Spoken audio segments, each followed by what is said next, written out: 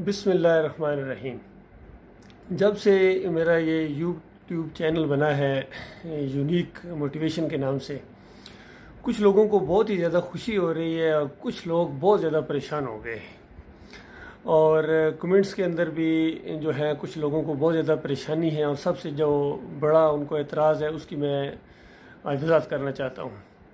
ज़्यादातर लोग ये कहते हैं कि देखिए आप उलमा के ख़िलाफ़ बोलते हैं, आप उलमा की इज़्ज़त नहीं करते हैं, आप हमारे अकाबरीन के पीछे पड़ गए हैं और आपको एक ही मौजू मिल गया है कि बस हर वीडियो के अंदर शिर्क की निशानदेही करते हैं, ईमान खालस करने के लिए कहते हैं।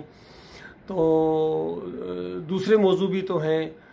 तो इन सब का जवाब ये है कि देखिए दूसरे मौज़ूआत के ऊपर पूरा जो सोशल मीडिया है वो भरा पड़ा है, हर एक बोल रहा है और बहुत ही अच्छे अंदाज से लोग गुफ्तगू कर रहे हैं, अपनी अपनी फील्ड के अंदर स्पेशलिस्ट हैं।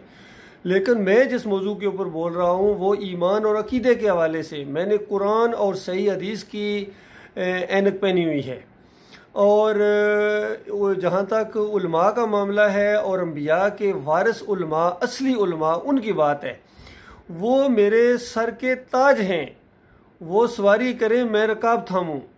और वो उलमा वो हैं जो सही मानों में तौहीद के कायल हैं, अल्लाह की वादनीयत को मानते हैं, शिर्क के ख़िलाफ़ हैं और दीन के ऊपर उजरत नहीं लेते हैं और किसी मसलक और फ़िरके के अंदर वो नहीं हैं स्वाय मुस्लिम और मुसलमान होने के या मुस्लिमून होने के। इसके अलावा उनका किसी फ़िरके के साथ कोई तल्लक नहीं है और वो दीन का काम किसी दुनियावी फ़ायदे के लिए नहीं करते हैं, माल बटोरने के लिए नहीं करते हैं, दीनार बटोरने के लिए नहीं करते हैं, बल्कि खालस अल्लाह की रज़ा के लिए करते हैं। ऐसे उलमा की जूतियाँ सीधी करना भी मैं अपने लिए फ़ख्र महसूस करता हूँ।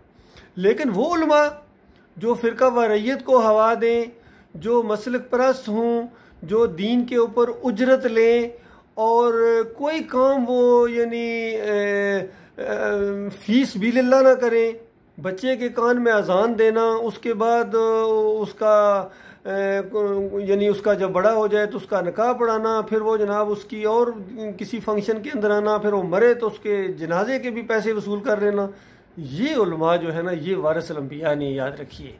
वारिसुल अंबिया वो उलमा हैं जो बिल्कुल अल्लाह से डरने वाले हैं और फिर वो दुनियावी लिहाज से वो पाकिस्तान के ख़िलाफ़ नहीं बोलते हैं, वो अफवाज पाकिस्तान के ख़िलाफ़ अपना जहर नहीं उगलते हैं, वो बल्कि सही मानों में अपनी कौम के खैर ख्वाह हैं और अपने भाइयों को सही बात बताते हैं। अपने मुल्क को वो अल्लाह की नेमत समझते हैं कि ये हमारा पाकिस्तान बनना ये अल्लाह की बहुत बड़ी नेमतों में से एक नेमत है हमारे लिए। आज़ादी क्या चीज़ होती है उनको सही मानों में कदर हो।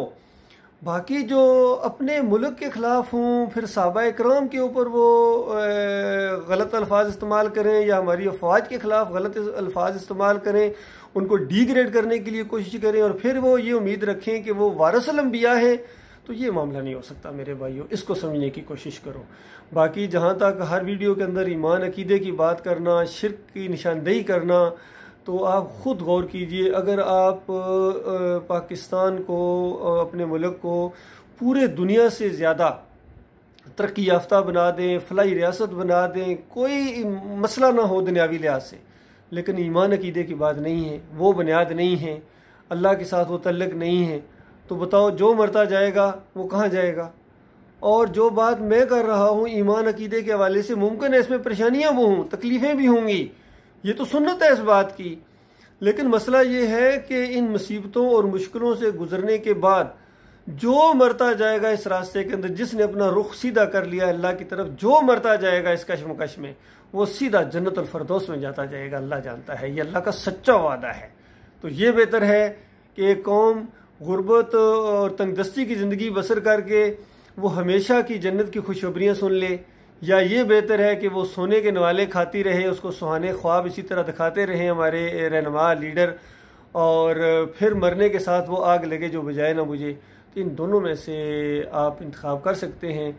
बहरहाल मेरा जो चैनल है ये वाकई यूनिक है, ये यूनिक रहेगा और आपको हक और सच और जो भी कहीं तबसरे आते हैं उन तबसरों के ऊपर तबसरे और सही मानों में अपनी अफवाज पाकिस्तान की रहनुमाई के लिए दीनी नुक्ता नज़र से या हमारे जो भी प्राइम मिनिस्टर हों, सदर हों, इनकी दीनी रहनुमाई के लिए, असली रहनुमाई के लिए इंशाअल्लाह मैं ये कोशिश करता रहूँगा।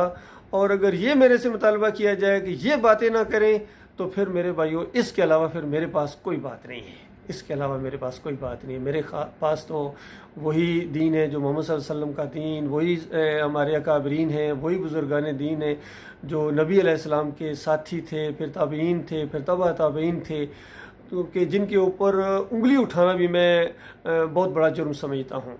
और बाकी जो बाद के लोग आए हैं जिन्होंने अपनी चलाई हैं, उन्होंने अच्छी बातें भी की हैं, बीच में कुफ्र शिर्क के इंजेक्शन भी दिए हैं, तो उनकी निशानदेही मैं इंशाल्लाह करता रहूँगा। और उनकी जो हमायत करेंगे या उनके साइड लेंगे तो वो अपने खुद जिम्मेदार है, अल्लाह के सामने जाके खुद जवाब दे लें। आखिर मुझसे क्यों मुतालबा है कि मैं वो ईमान खालस की बात ना करूं?